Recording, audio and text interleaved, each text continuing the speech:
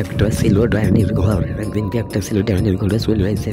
তারপরে ডাইনিটা সে ছেলেটাকে মারার জন্য তোর কাছে আসছে। আসার পরে কি হয়েছে দেখে, ছেলেটা অনেক কাঁদতেছে যে বাচ্চারাও বাচ্চারাও, কিন্তু কেউ বাঁচতে না ছেলেটাকে।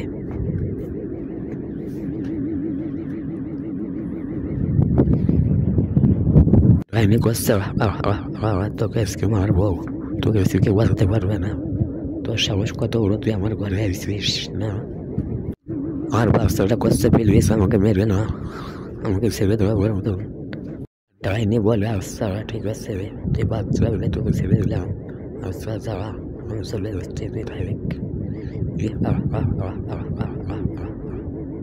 তাই বলবে ডাইনিটা চলে যাবে, আর গল্পটা বেশ বেশ ভেবে দেবে।